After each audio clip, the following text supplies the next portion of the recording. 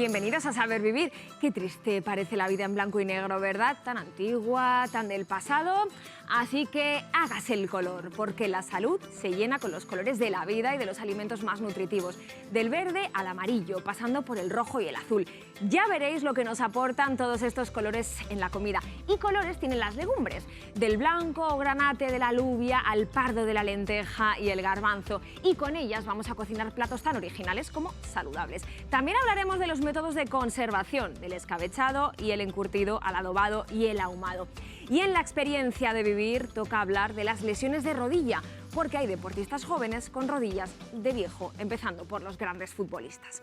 Y en la consulta del médico de familia, muy atentos a cuál es la mejor hora para el desayuno, la comida y el paseo. Y nos fijaremos en la salud de los ojos, que las conjuntivitis se disparan con el polen y se juntan con los gérmenes, incluido el temido coronavirus. Pero la primavera también tiene cosas muy buenas, empezando por la huerta, que se llena de verduras tan maravillosas como el espárrago. Váyase la luz y hágase la noche, que nos vamos a por espárragos. Pues acabamos de empezar la noche con la recogida del espárrago. Por el día con el sol se tienden a poner un poco morados y por la noche es mucho mejor. Trabajamos de noche y dormimos por el día. Esto es una gubia para recoger los espárragos, para poder cortarlos. Todo a mano. Pues no usamos maquinaria porque aquí en el espárrago siempre suele haber, mira, muchas veces ves uno y luego hay otro al lado. Y la máquina no entendería de eso, lo rompería todo. Pues esto viene de herencia. Mis padres han trabajado toda la vida en el campo. Todos los años venimos para marzo por ahí, para prepararlo. Y estamos hasta junio, lo que dura la campaña.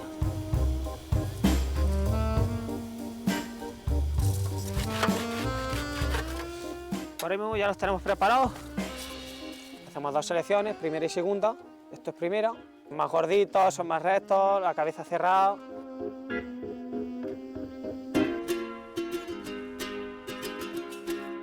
Bueno, ahora ya estamos recepcionando lo que va a la conserva, que está cortado a 20 centímetros, y lo que está para fresco, que va cortado a 22.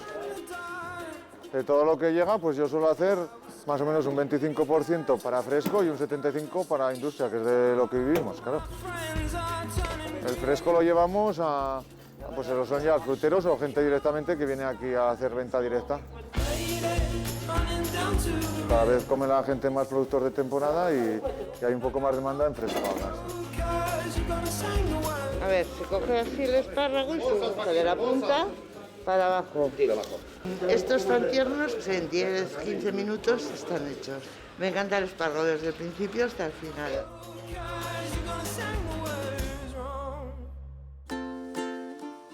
Este es el espárrago que hemos recepcionado hoy por la mañana y lo vamos a pasar a la fabricación. A ver, lo que necesita es un clima con calor, pero que no sea un calor excesivo y mucha humedad y agua. La diferencia con el fresco, en conserva, la prontitud en la elaboración es fundamental para obtener un producto de calidad. Un espárrago con 2 o 3 días para nosotros es un espárrago viejo, porque ganaría fibras y ganaría sabores extraños. La campaña comienza a primeros de abril y termina a finales de mayo. Lo que ocurre es que el resto del año no hay forma de consumirlo. El espárrago solo está durante esos 2 meses. Entonces, en temporada se puede consumir y si lo consumes al día es un producto muy rico, pero el resto del año tenemos la conserva para poder disfrutar de este manjar. Es un producto natural, tiene antioxidantes, ácido fólico, es diurético. La recomendación nuestra es consumirlos tal cual, con un poquito de aceite de oliva y nada más. El espárrago de Navarra es un producto premium.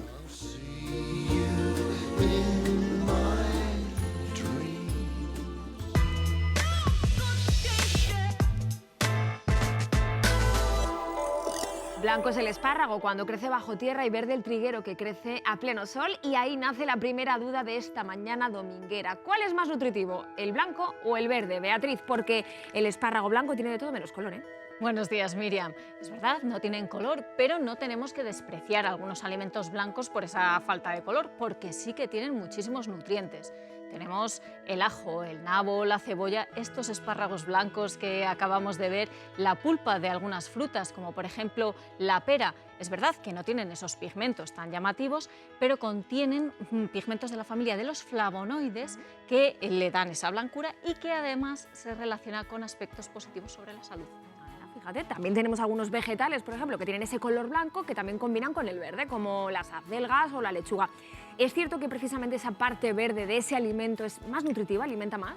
Esa parte verde se la da la clorofila, que la tenemos desde luego muy presente en las verduras de hoja verde, como las acelgas, las espinacas, que también son muy interesantes porque son una buenísima fuente de fibra, de minerales y de vitaminas como el ácido fólico o la vitamina K. Tenemos luteína, que es un pigmento que se le llama a veces la vitamina de la vista, que no es una vitamina, es un pigmento amarillo y que efectivamente protege nuestros ojos de la radiación solar. Y lo encontramos tanto en verduras de hoja verde como en otras hortalizas, tanto en verduras de hoja verde muy oscuro como en verduras de hoja verde muy claro.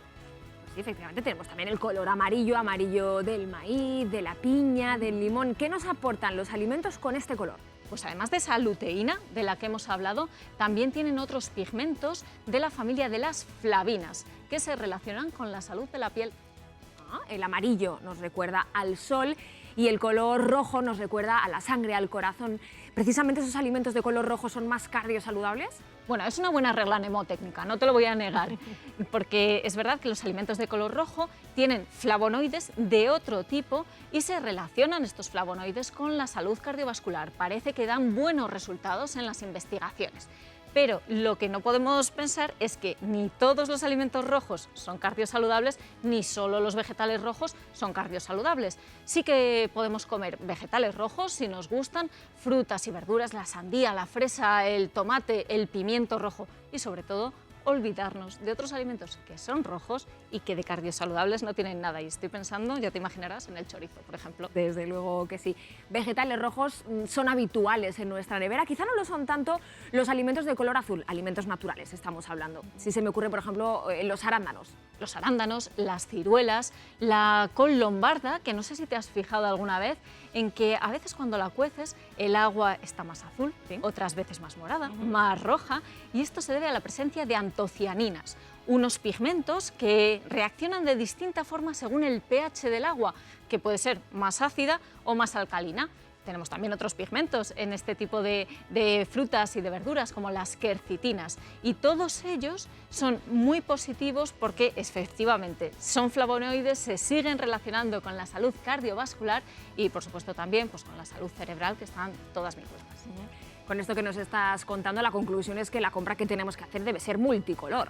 Sí, una compra multicolor que nos va a garantizar que hay variedad, que no es monótona. Cuantos más alimentos metamos, más nutrientes tendremos, así que vamos a ponernos moradas. Moradas a frutas, a verduras y, ¿por qué no? Vamos a ponernos verdes, amarillas, vamos a ponernos incluso azules por esos vegetales de color azul que hemos hablado y también el pescado azul, que también está el color azul. Lo has dicho, pescados azules, pescados blancos y mariscos, porque la despensa del mar es tan rica y generosa como la del campo. ¿Y cuáles son los mariscos que ahora están de plena temporada? Con Aitor Sánchez lo aprendemos a pie de pescadería.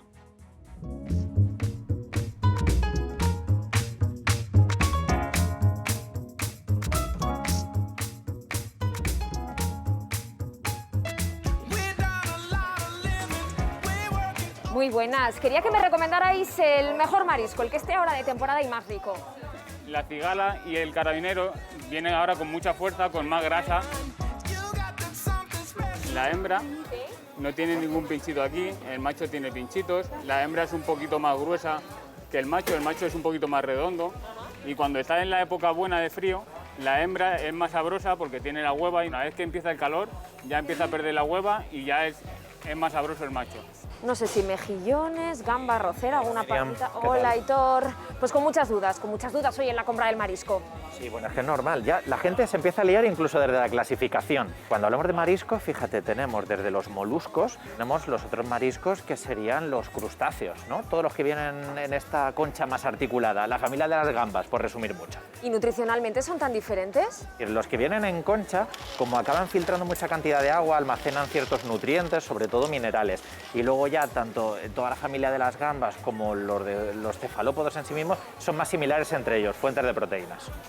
Seguimos teniendo muchas preguntas. Por ejemplo, Mucha gente se piensa que el hierro de la carne es el único que se absorbe bien, y ni muchísimo menos. Unos mejillones es una excelente fuente de hierro. Si la acompañamos con limón, ya absorción máxima.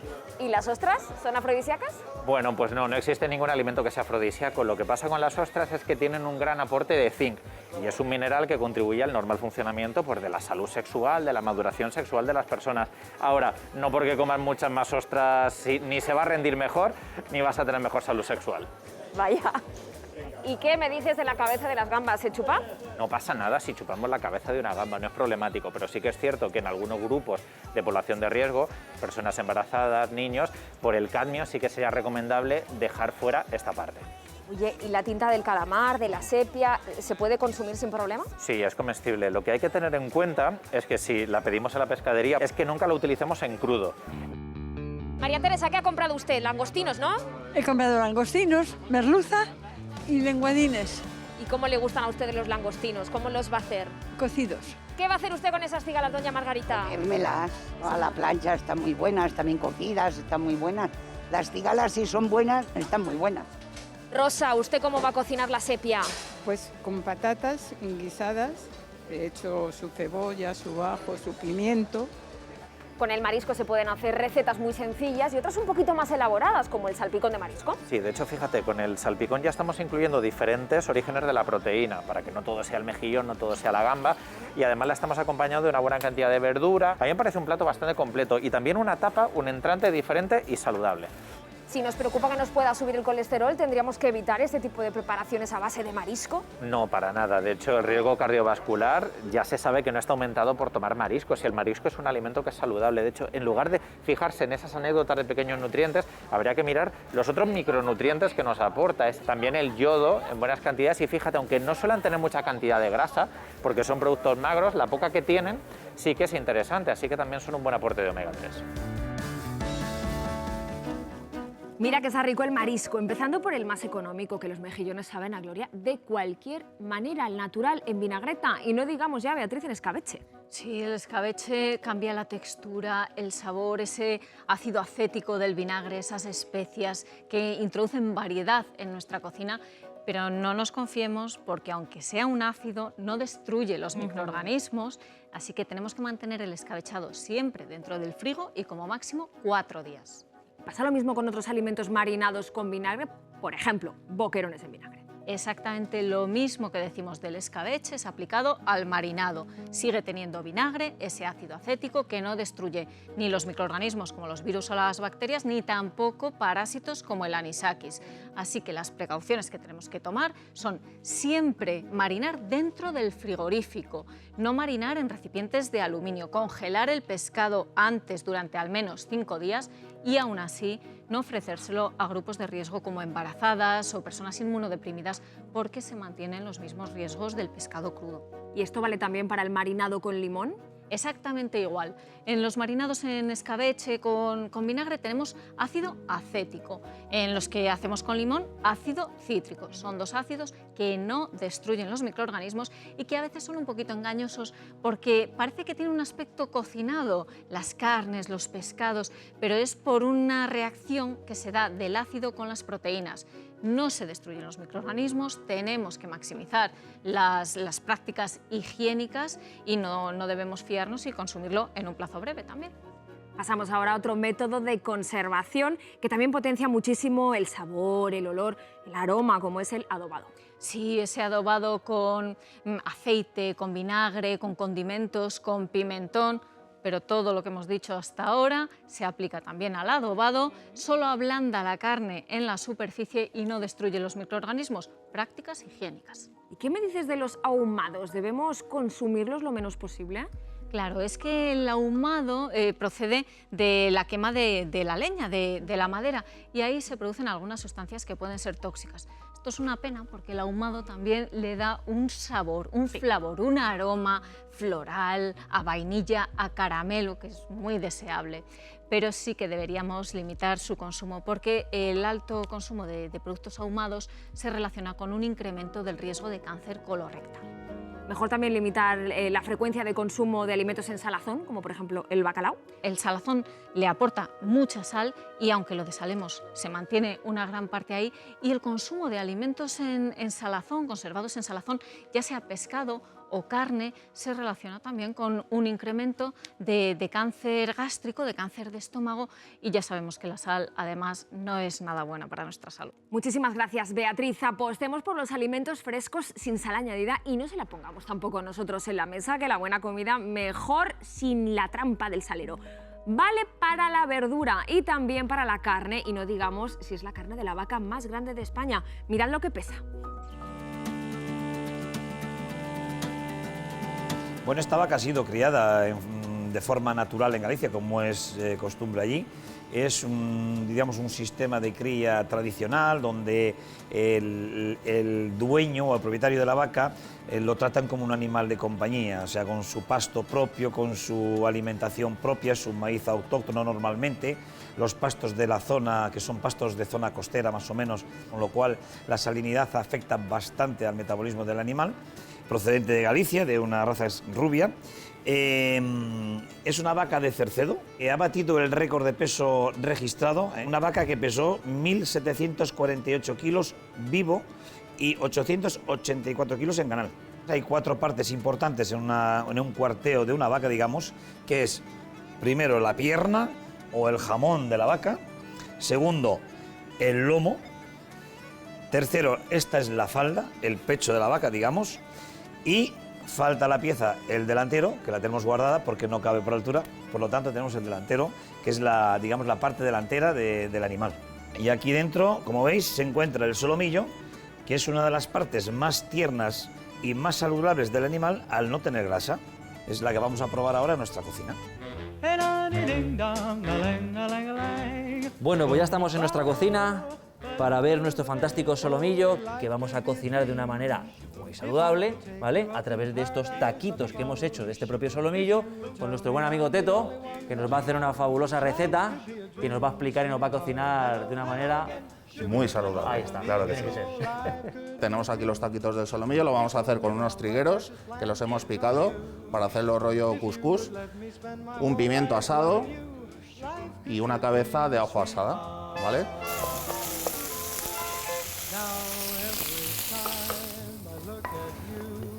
Estamos con el solomillo, nos lo traemos a la sartén, como veis la sartén humea porque es súper importante que esté muy caliente.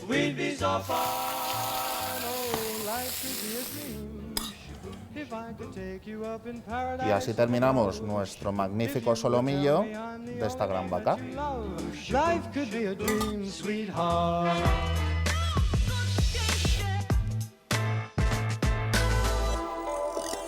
Y al comer carne de ternera o cualquier otro alimento, ¿dónde acaba esa comida? Pues en los intestinos, que es donde tenemos las bacterias de la digestión, y para conocerlas mejor, nuestra invitada ha escrito un libro de título tan provocador como este, Es la microbiota idiota. Doctora Sari Arpone, bienvenida a Saber Vivir. Si querías llamar la atención sobre la microbiota, yo creo que lo has conseguido. Muchas gracias, encantada de estar aquí. El título sí es provocativo y fue un regalo maravilloso de mi prologuista Mago More, y hace referencia a una anécdota de unas elecciones presidenciales donde Clinton ganó a Bush. Y decía aquello de es la economía idiota, porque realmente era la economía lo que le importaba a la gente. Pues de la misma manera, ahora a nuestra salud, a la gente lo que le debería preocupar para estar más saludables es la microbiota. Por muchos motivos, pero bueno, por no extendernos podríamos comentar 3, por ejemplo, ¿no? Uno es que nos ayuda, esta microbiota, esta flora, que es como se llamaba antes, nos ayuda a hacer la digestión. Además, fabrica un montón de sustancias beneficiosas, como muchas vitaminas, por ejemplo. Y también nos ayuda a protegernos de las infecciones, que son los microorganismos, los bichos malos. Habrá quien piense, bueno, si esas bacterias son tan buenas, pues cuantas más tengamos, mejor. Bueno, lo bueno, si tenemos demasiado tampoco es bueno. No es bueno tener trogollón de bacterias, trogollón de bichos. Hombre, si tenemos muchas bacterias buenas y pocas malas, están en equilibrio, esto nos viene muy bien. Pero hay gente que tiene muchas bacterias malas y pocas de las buenas. Y entonces, ¿qué pasa? Pues que se hincha la tripa, hay muchos gases, eructos, duele, estas digestiones pesadas, ¿verdad? Dices que para buscar ese equilibrio en nuestra microbiota, el primer paso es recurrir a menos comida y de mejor calidad. Estamos hablando de alimento vegetal, alimento natural, empezando por los tubérculos, que dices son un manjar para la microbiota. Sí, el consumo moderado de tubérculos es fibra prebiótica, es alimento para nuestros bichitos, amigos. También la fruta y la verdura, las semillas, los frutos secos, las setas, los champiñones, las legumbres cocinadas como las cocinaban las abuelas. Vaya, todo lo que nos da la tierra de temporada y proximidad nos viene muy bien. También los productos del mar, que además aquí en España es estupendo, la dieta pesco-mediterránea o la atlántica con sus ácidos grasos omega 3. Eso sí, no comido en demasiada cantidad ni tampoco demasiadas veces. Es mejor que sea 2 o 3 veces al día. Esto ayudaba a nuestros padres y abuelos, nuestros ancestros, tener una microbiota en equilibrio, con muchas bacterias de las buenas y evitar problemas como esas intolerancias o esas digestiones pesadas que decíamos. Pero ¿qué pasa en este siglo XXI que vivimos rodeados de ultraprocesados? Y es muy fácil recurrir a ellos, muy fácil consumirlos, sobre todo los precocinados. Uy, ¿te acuerdas cuando empezó la pandemia? Sí, claro. Que hubo, bueno, aparte del papel higiénico, la gente asaltó pues, todo lo que eran los ultraprocesados, con esos aditivos, esos azúcares, las grasas malas, que son las trans, esos aceites industriales con los omega 6, exceso de sal. Bueno, en definitiva, un montón de sustancias que a nuestras bacterias buenas no les gusta, se piran y entonces llegan las bacterias malas y toman el control. Más motivos entonces para recurrir a esos alimentos sin aditivos que sean lo más naturales posibles. Dices también que a la hora de hacer la compra tenemos que hacer una lista larga y lo más variada posible. Sí, nos interesa huir de esa monotonía. Hay que comer mucha variedad de alimentos naturales, idealmente sin código de barras, más mercado, ¿verdad? Y podemos hacer un ejercicio, hacer una lista de alimentos y si conseguimos comprar 40 alimentos distintos, mejor que 20, y si son 80, mejor aún. Claro, uno dice 80, pero eso es muchísimo, pero si incorporamos especias, por ejemplo, y también las hierbas aromáticas, podremos tener esa variedad, que es lo que interesa para tener una microbiota equilibrada con muchas bacterias de las buenas, de las amigas. Muchísimas gracias, doctora Sari Arponen. Muchas gracias y a cuidarse la microbiota. Seamos listos, no seamos idiotas ni con la microbiota ni con la alimentación en general, porque hay que comer de manera inteligente y además dar buen ejemplo a nuestros hijos e hijas.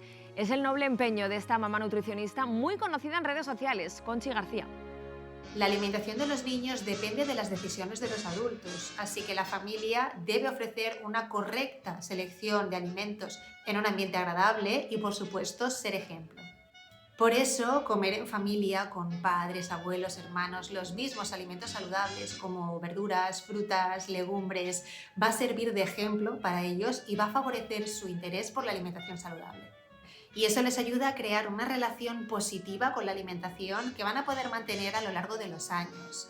Es una oportunidad para conversar con ellos, para disfrutar de su compañía y también para ser ejemplo y que así puedan adquirir unos buenos hábitos alimentarios. Involucrar a los pequeños en la compra y en la preparación de los alimentos, además de ser una actividad que nos permite pasar tiempo en familia, es toda una experiencia sensorial para ellos en la que van a poder descubrir la forma, color, textura original de cada alimento y así poder conocerlo mejor. Pero es que además permitirles participar en el cocinado de los alimentos va a hacer que tengan curiosidad por probar sus propias creaciones y de esta manera tienden a aceptarlos mucho mejor.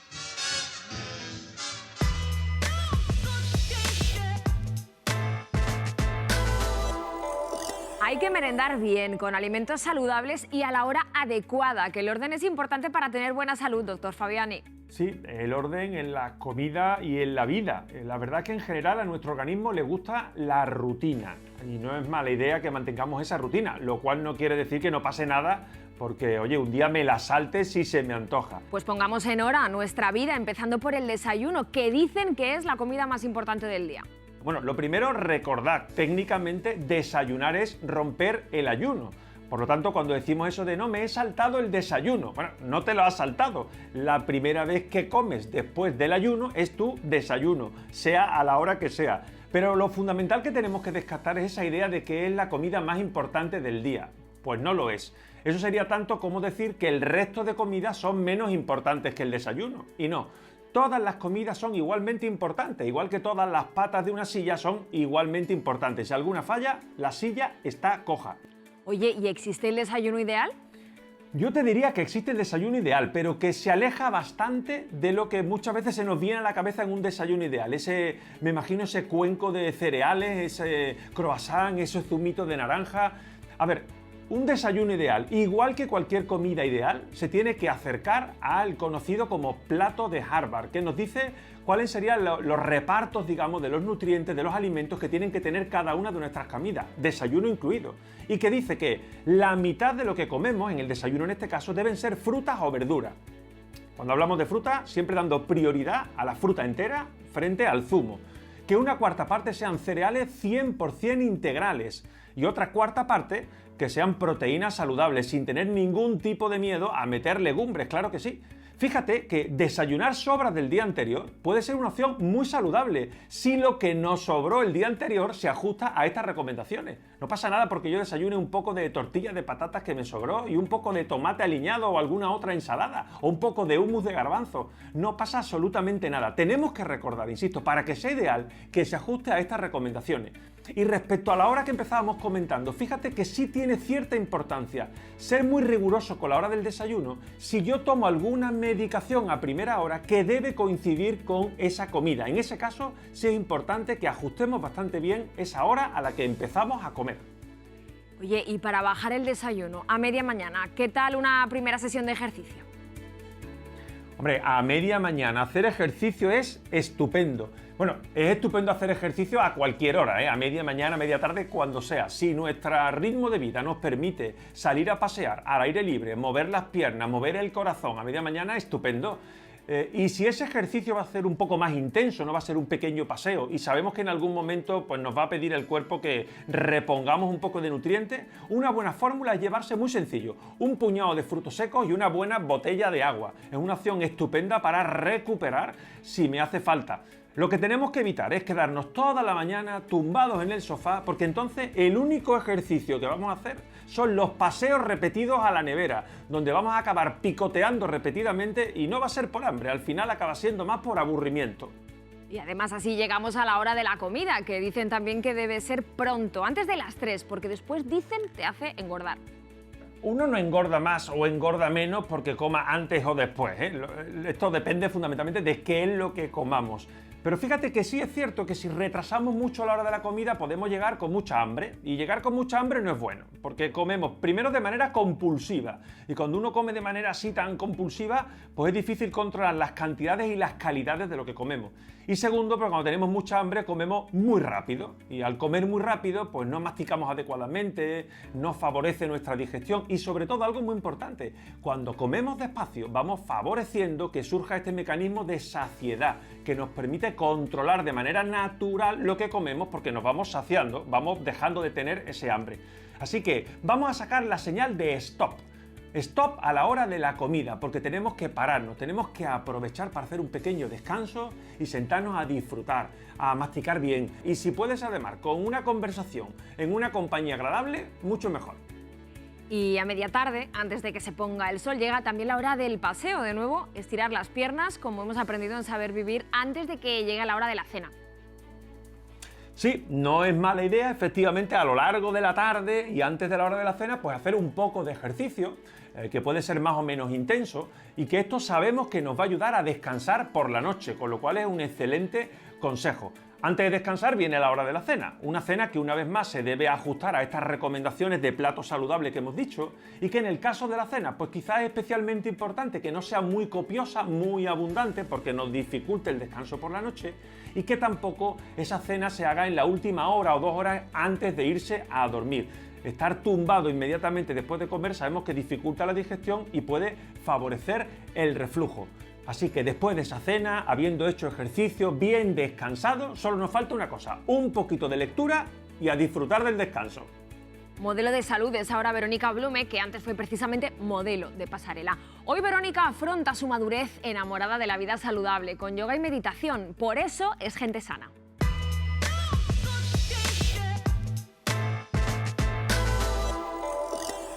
Hola, soy Verónica Blume y para mí el yoga, la meditación y el estar aquí y ahora forma parte de saber vivir. ¿Me acompañáis y os lo enseño? Yo empecé a trabajar como modelo con 15 años, viajaba muchísimo. Estuve llevando ese ritmo durante 10 años hasta que me quedé embarazada a los 25 y ahí mi vida dio un giro total. Nos fuimos a vivir a Ibiza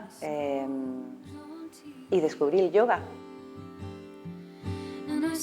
La vida de una modelo cuando estás plenamente dedicada a ello para mí el reto era la inestabilidad, el no saber nunca dónde iba a estar. La profesión en sí es una profesión que se basa en lo estético. Cuando yoga aparece en mi vida da un giro por completo, en primer lugar porque me enseñó una perspectiva que era vivir el cuerpo desde adentro hacia afuera. No era una medida, un peso, una postura. El yoga me ayudó a detenerme, a respirar, a conocer un lado de mí donde existe la calma. La parte física a mí me transforma mucho, pero la meditación, la quietud, el silencio, la escucha, eso es para mí lo que transforma el mundo realmente.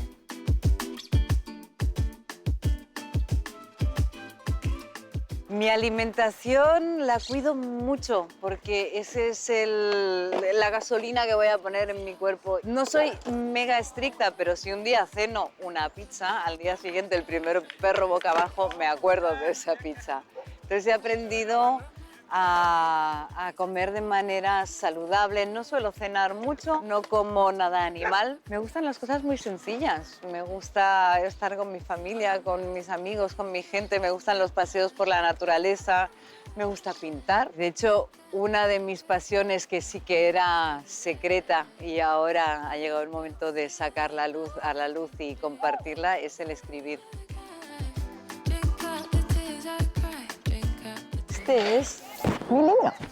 Hablo mucho de mi biografía. Creo que nuestra propia historia siempre puede inspirar a los demás. Se desmonta mucho esa imagen de la supermodelo y la superyogi, ¿no? Creo que en la vida creemos mucho en siempre ir hacia adelante, en tener más, en hacer más y nos olvidamos de sentir y de ser esencialmente.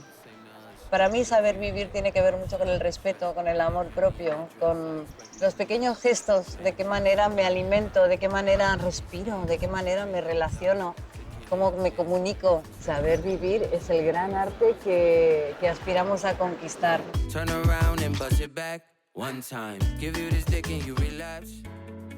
Azules como el cielo y azules como el mar son los ojos de Verónica Blume. Y es cierto que son los ojos más sensibles, los más propensos a sufrir problemas de salud, doctor Fabiani. Bueno, pues la verdad es que no, tiene bastante de mito. Las personas con ojos claros no tienen más riesgo de tener conjuntivitis, ni de tener problemas de retina, ni de tener más miopía o más astigmatismo. Lo que sí es cierto es que las personas con ojos claros suelen tener una mayor sensibilidad a la luz, algo similar a lo que ocurre con las personas que tienen piel clara, que sabemos que tienen que ser todavía más precavidos con la exposición al sol, ¿verdad? Porque están un poco menos protegidos. Pero bueno, esta mayor sensibilidad a la luz, nada que no se pueda arreglar con unas buenas gafas de sol, algo que por otra parte va siendo cada vez más necesario a medida que avanzan los días y las semanas. Oye, ¿y si se te ponen los ojos enrojecidos al salir de casa, puede ser precisamente por el sol? La causa más frecuente de esos ojos enrojecidos es lo que llamamos conjuntivitis, que no significa más que inflamación de la conjuntiva, que es esa parte del ojo, ¿verdad?, que vemos que se pone enrojecida. Y esa inflamación puede ser por diversas causas.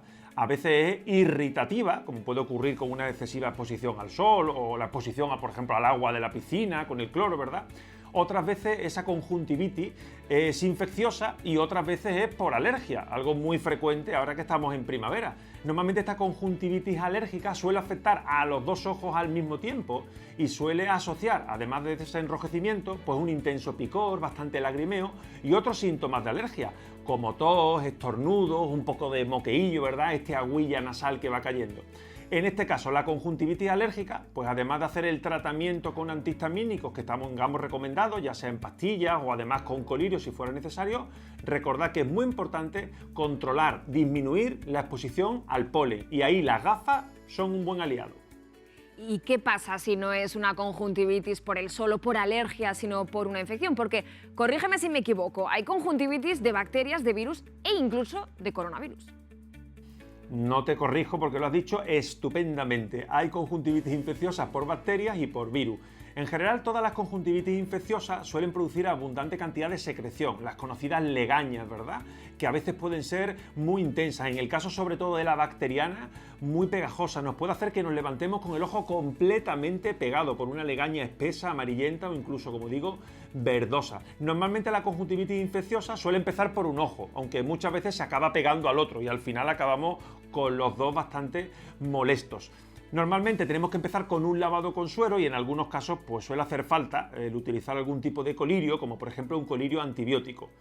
Respecto a las conjuntivitis víricas, pues además de lo que hemos comentado, pues es verdad que la causa más frecuente suelen ser virus comunes, como por ejemplo virus catarrales, pero lo pueden producir otros virus y de hecho el coronavirus ha demostrado que tiene capacidad para producir también esa conjuntivitis. Por eso, si empezamos con síntomas de conjuntivitis, pero además tenemos tos, tenemos fiebre, perdemos el olfato, ya sabemos directamente a contactar con nuestro médico de familia para que nos diga cómo actuar. Nos quedamos entonces con tu consejo que vale para tus ojos, para mis ojos y para los ojos de Blas Cantó, tan azules y famosos como los de Verónica. Sobre ellos se posarán todas las miradas en la gran final de Eurovisión y para ganarla y dar lo mejor en esa mágica noche, Blas Cantó se cuida así de bien. Muchísima suerte, Blas. Voy a quedarme, prometo quererte más que... Han sido 2 años muy intensos desde que se me nombró representante español del Festival de Eurovisión. No ha sido un camino fácil, pero me siento muy afortunado a fin de cuentas de representar a mi país con una canción que me representa tanto. La canción ganadora es... ¡Voy a quedarme! Me siento un privilegiado por poder contar mi historia en Eurovisión. Perdí a mi padre por cáncer durante el confinamiento y perdí a mi abuela por coronavirus en diciembre. El videoclip de la canción muestra la despedida que nunca tuve con ella. Mucha gente no se ha podido despedir, mucha gente está pasando por lo mismo que estoy pasando yo. Y de alguna manera esta canción fue algo terapéutico para mí. Para mí la música ha significado siempre una manera de expresarme, de decir cosas que tal vez con palabras no sabía decir. La música relaja, la música te excita, la música a veces hace que te desahogues. Es algo necesario para nuestro desarrollo y para poder crecer emocionalmente.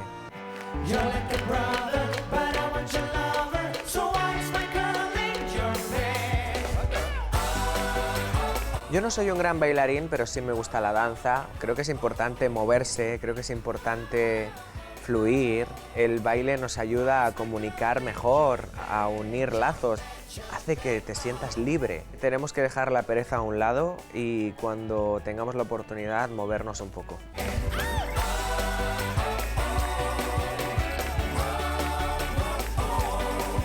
En el deporte me gusta pasármelo bien, no soy demasiado exigente, creo que tenemos que ser más permisivos con nuestro cuerpo y no ser esclavos de él. Que uno se vea bien, pero sobre todo se sienta bien. Es importante calentar la voz todos los días, es importante tener una rutina de ejercicio vocal para estar preparado. Sí trato de descansar, al menos mis 8 horas diarias, e intento que mi mente esté desconectada. Puedo ser complicado. Hay muchas maneras de canalizar la ansiedad, pero tengo en mis manos. A algunos les da por comer, a otros les da por dormir, otros están irascibles. Una luz que ilumina. Yo he pasado por todos esos procesos. Lo que nadie te ha dado. Es un momento difícil, pero definitivamente lo que más me ha ayudado ha sido el deporte, mi familia, establecer un vínculo conmigo mismo, que a veces nos olvidamos por el ritmo de vida que llevamos. ¡Wow! ¡Wow! Está increíble, ¿eh? Yo suelo comer de todo. Además, mi abuela me dejó una muy buena herencia, me dejó aquí a un gran chef. Soy muy fan de la comida murciana, de la comida mediterránea y en general de la comida española. No tenemos que tenerle miedo al verde. Y además, según lo alinees, según lo inventes, está muy rico. No está reñido comer rico, comer bien, está placentero. Porque yo voy a quedar.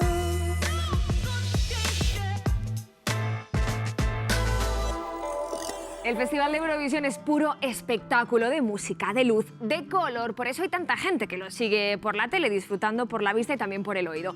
Ojalá pudiéramos disfrutarlo, Marta, con los 5 sentidos. Bueno, eso está hecho, Miri. Te propongo que veamos el Festival de Eurovisión comiendo, o mejor dicho, cenando. Y así disfrutamos de los 5 sentidos. De la vista, del oído, pero también del gusto, del olfato y del tacto de los alimentos que son fuente de salud, empezando por las legumbres. Hombre, las legumbres, menudo espectáculo de color y también de sabor. Fíjate, aquí tenemos cada una de las letras de un color, cada color de un sabor. Hombre, y es que así es el mundo de las legumbres, pura variedad, Miri. Empezando por todos los tipos de legumbres que tenemos. Vamos desde la soja hasta los guisantes, que aunque sean verdes, no son verduras, son legumbres.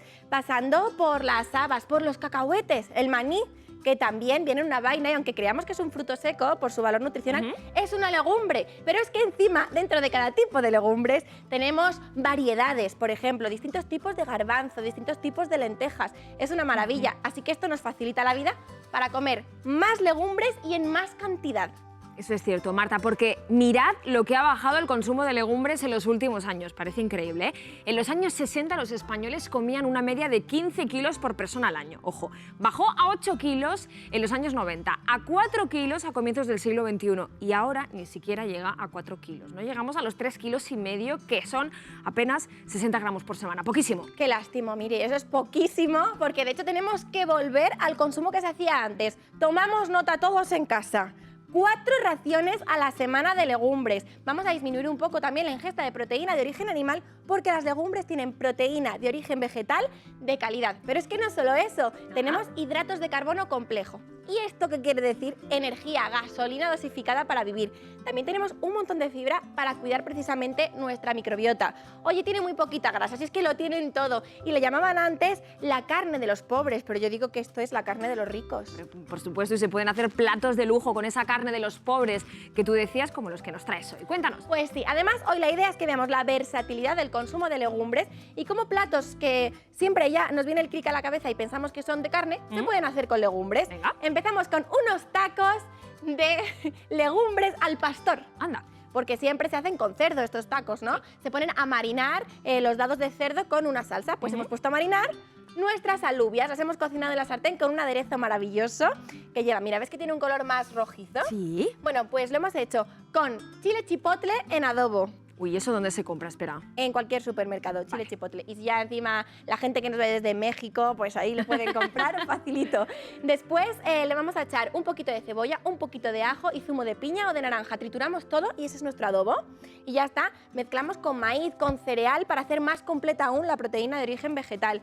Siempre con verduritas, con aderezos. Y para terminar nuestros tacos, una salsa de yogur cargadita de probióticos. Me encanta. ¿Y esa hamburguesa que nos traes? Bueno, esta hamburguesa, que es de color rosa, como tú, la hemos hecho con garbanzos y... ¿Remolacha? Y remolacha. Garbanzos, remolacha, copos de avena, aceite de oliva virgen extra y los condimentos que más nos gusten.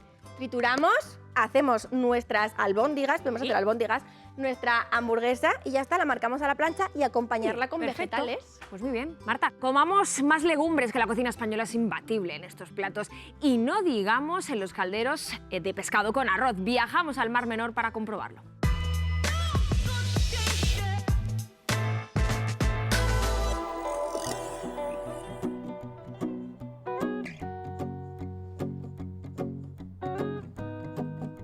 Puli, muy buenos días. ¿Cómo estamos? Aquí tenés todo lo que has pedido hoy. Muy bueno, muy fresco. El mújole es perfecto, tiene los ojos brillantes, muy bien. La chapita para hacer el fondo.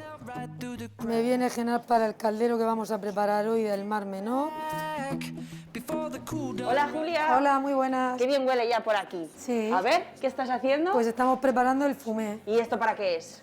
Para preparar uno de los platos más típicos de aquí, de la región del Mar Menor y Murcia, que es el caldero. Fundamental, ¿no? Una buena base, un buen fumé para que luego sepa bien el plato. Efectivamente. Pues mientras se hace el pescadito, vamos a empezar con el caldero. Ah, mira, caldero especial, ¿no? Sí, se llama caldero por el recipiente, que es una olla de hierro fundido típica de los pescadores.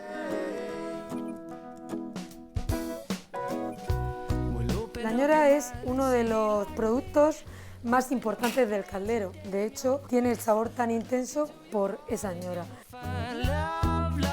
La picamos un poquito y echamos el ajo.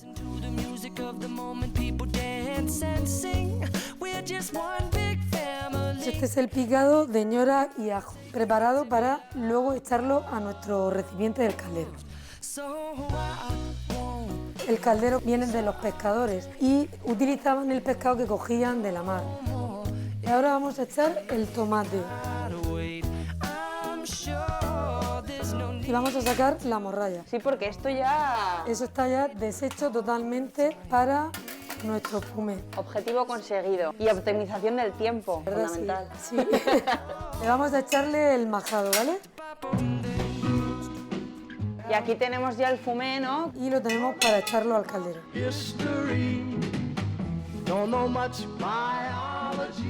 Vamos a dejarlo que hierva para echar nuestro pescado de comer, que es el que luego nos tomamos con el arroz. Cuando tengamos el pescado cocido lo sacamos. Porque en esta ocasión, esta receta, el pescado se come aparte. Aparte, sí. No forma parte del arroz. No, es típico por eso. La gente se sorprende porque es un arroz limpio. Y removemos, o sea, ¿este arroz se puede mover? Sí, no le pasa nada. Vale. Aproximadamente son 20 minutos. Eso es lo que te iba a preguntar, 20 minutos en la olla. Olla no, perdona, caldero. En el recipiente del caldero.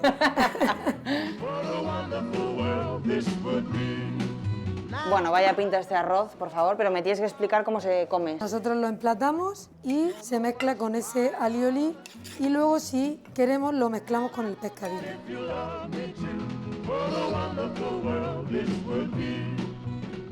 Saber comer es saber combinar los alimentos. Y qué buena pareja forman el arroz y el pescado. Vamos, que casan muy bien.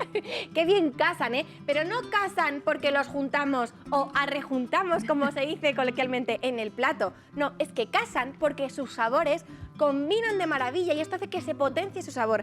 En la cocina nos encanta, Miri, nos encanta combinar sabores para sacarles el máximo partido. A esto le llamamos matrimoniar, casar, maridar. Bueno, ni que esto fuera una boda, también te lo digo.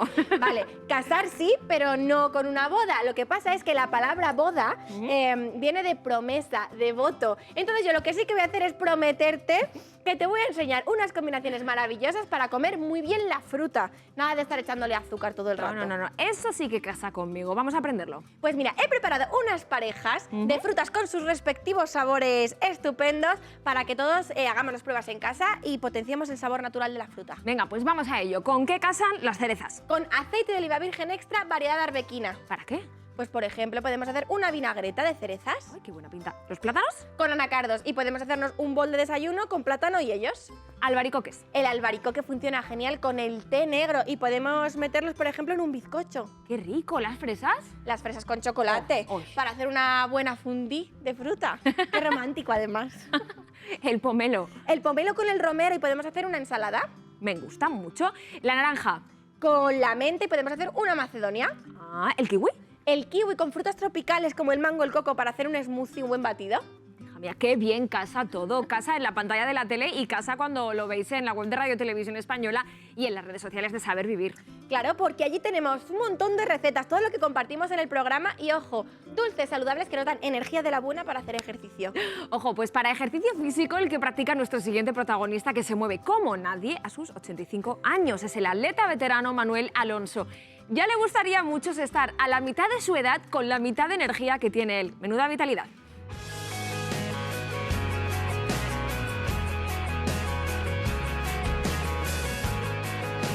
Mi nombre es Manuel Alonso Domingo, tengo 85 años y he batido el récord del mundo de 800 y 1500 en pista cubierta, de 1500 y de Europa en aire libre. Y mi objetivo es batir el récord del mundo de la milla, de 85 años, ya que el récord de 80 años le tengo yo. Mi infancia en cuanto a deporte solo era fútbol. Y yo iba mucho al gimnasio. Cuando tenía 14 años jugaba yo en los infantiles del Real Madrid. Yo empecé a trabajar a los 14 años. Hasta los 68 que me jubilé no dejé de trabajar. Y recuerdo que cuando lo dejé lo pasé mal. Llegaba a mi casa y decía, ¿qué he hecho hoy yo para comer? Porque siempre había trabajado toda mi vida. Al principio empecé como todo el mundo haciendo maratones, luego dejé de hacer maratones y entonces empecé a hacer carreras cortas. Y tuve la suerte de dar con el mejor entrenador que hay, que es Antonio Serrano. El primer año que él me cogió, me hizo hacer récord de España. Es cuando me di cuenta que podía hacer algo. Y yo ahora, con 85 años, pues pienso seguir compitiendo. Y no sé, cuando cumpla 90 ya veremos a ver. Lo que sí es seguro que si no compito, dejar de entrenar y hacer deporte no lo voy a dejar. Entreno 6 días a la semana y suelo hacer de 8 a 10 kilómetros de rodaje de carrera continua. Media hora en el gimnasio fortaleciendo piernas y brazos. Hago 400 abdominales, series, estiramientos y ejercicios de caderas. Cuando termino de rodar y de hacer la técnica, siempre hago 100 metros de carrera continua. Hay un dicho en atletismo que dice que el mejor entrenamiento es un buen descanso, y es verdad. Cuando termino de entrenar todos los días, tengo un dicho en casa que lo digo a mi esposa, digo, voy a coger posición telediario, me tumbo en el sofá y claro, me quedo dormido y esa media horita me viene de maravilla. De desayuno, lo primero que hago es comer un kiwi. Y un kiwi diario todas las mañanas. Todos los días tomo ensalada, mi lechuga, tomate, cebolla. Suelo tomar legumbres un día o 2 a la semana, luego hidratos, pasta también suelo tomar varios días, carnes poca. Por la noche como fruta y un yogur. Todos los días estoy como 1 hora o una cosa así aprendiendo inglés y además me gusta leer. Muy bien, Manolo. Lo que yo hago lo puede hacer cualquiera, porque oyes, yo soy un ser humano normal y corriente. Lo que pasa es que tiene que tener la fuerza de voluntad de hacerlo.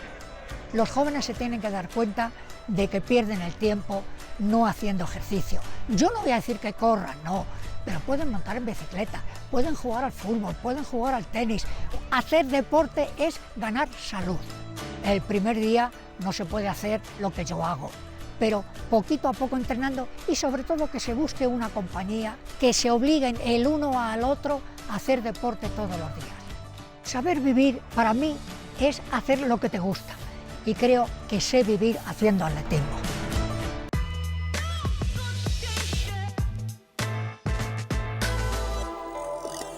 A los 85 años, que es la edad de Manuel Alonso, es normal que las rodillas estén más gastadas, pero ¿quién lo diría, Jesús, viendo cómo se mueve este hombre?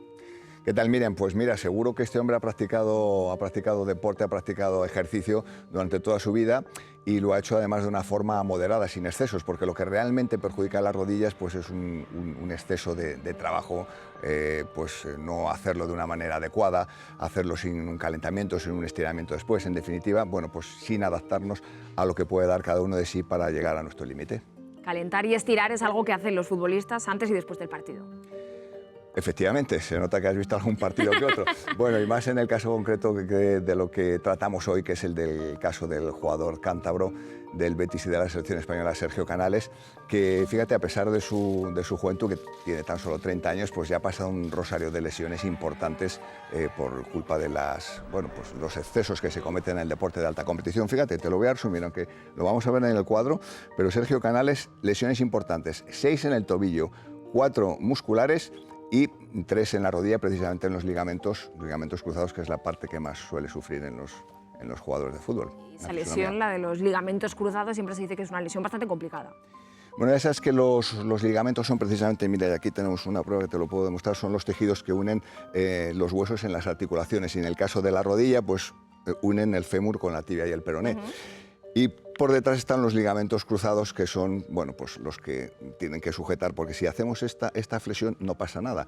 Pero los ligamentos cruzados, si los forzamos, como estamos viendo, que es las lesiones que se suelen producir en el fútbol porque se fuerza en exceso la rodilla, pues se produce esa rotura de ligamentos cruzados que le han ocupado a nuestro personaje en 3 ocasiones, rotura de ligamentos cruzados en la rodilla. Todas esas lesiones, ¿cómo han afectado a la carrera profesional de Sergio Canales? Se ha perdido un total de 106 partidos por las lesiones, 829 días de baja en total de las lesiones, pero en concreto por la rodilla, por esas roturas de ligamentos cruzados, 612 días de baja ha estado Sergio Canales, que son bastantes días para una profesión como la suya de futbolista. Son muchos días y da mucho tiempo a desanimarse, a darle vueltas a la cabeza, ¿no? Lo que sucede en estos casos es que te tienes que recuperar y ahí, bueno, pues aparte del fisio y de estar intentando luchar todos los días, aparte de la fuerza que tienes que tener física, pues también tienes que tener fuerza mental para superar esos momentos, porque, bueno, son muchos días de recuperación, pero solo con la cabeza bien puesta en tu sitio y pensando que vas a poder volver a jugar al fútbol, pues puedes aguantar esa intensidad, esa recuperación, esos 612 días que se tiró Sergio Canals para recuperar sus rodillas.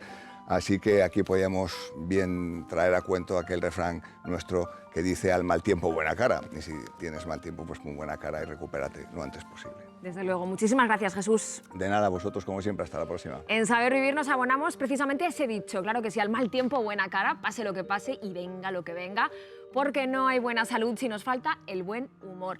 ¿Y cómo lo conseguimos? Pues nos lo enseña Silvia Álava, la doctora en Psicología de Saber Vivir. Con la mejor de sus sonrisas, os dejamos hasta el domingo que viene. Feliz semana y cuidaos mucho.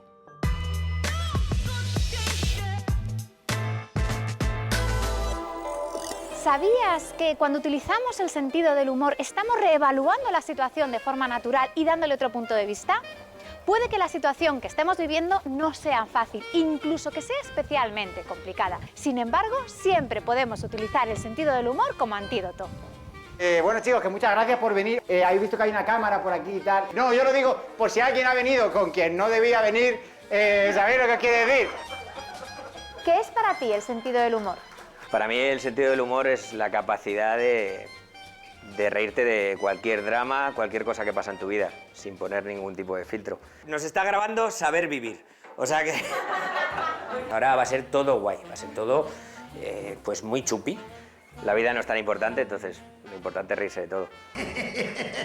Nuestro plan ha salido según lo teníamos calculado. ¿En qué te inspiras para hacer humor? Pues básicamente mi vida. Yo empecé a trabajar súper joven, socorrista, 17 años, y buscar esos puntos absurdos que tiene el día a día. Una mañana una señora se puso a gritar, ¿no? En plan de ¡mi hijo! ¡Mi hijo! ¡Mi hijo! Gritaba tanto que al final me despertó y todo. Y haz algo, desgraciado, haz algo. Yo le dije, bueno, vamos a mantener la calma y lo primero que vamos a hacer es meter al niño en arroz. ¿Y en tu día a día también utilizas el sentido del humor? Sí. Disculpe, me ha pillado durmiendo. ¿Por qué aplaudís? Me dice, hombre, ¿por qué ha aterrizado el avión? Siempre he sido de utilizar el sentido del humor para todo, hasta para las situaciones más difíciles. Me los imagino embarcando en Madrid ahí diciendo, a ver si hay suerte. Para mí el sentido del humor aligera todo y hace que sea más fácil decir las cosas muchas veces. El sentido del humor nos ayuda a afrontar las situaciones de estrés de forma más efectiva, ya que tomamos distancia de la situación, la vemos desde otra perspectiva, nos ayuda a tener mayor sensación de control. ¿Es fácil o difícil hacer que la gente se ría? Hay gente que es de risa muy fácil. ¿Alguna soltera en la sala? ¡Sí! Y luego hay algunos que están como con cara de cabreados. A mí me gusta mucho buscar con la mirada a la persona que le está costando más reírse, porque muchas veces se ve obligada a reír por el efecto espejo, ¿no? ¿Qué sientes cuando ves que consigues que la gente se ría? Es la sensación del triunfo, es un alivio. Ya había dos chicas súper monas en la barra, pero no trabajas toda la semana para hacer reír. Ni se miraban, ¿no? De hecho, eran felices cuando sacaban el móvil así para grabar, que era como... Tener sentido del humor no significa estar haciendo bromas y chistes todos los días. Eres cómico, eso será un chiste, ¿no? Significa aprender a ver las cosas desde otra perspectiva, a desdramatizar la situación, aprendiendo a reírnos de nosotros mismos. Yo bebo asiduamente, compulsivamente, esquizofrénicamente, vehementemente, desajoradamente. Poner una sonrisa a las incongruencias de la vida. En definitiva, pasar del drama a la comedia. ¡Vamos a pasarlo bien hoy! ¡Vamos a pasarlo ¡supi! Ten mucho cuidado. Digo, pero que no vamos a Vietnam. Digo, bajamos al parque nada más.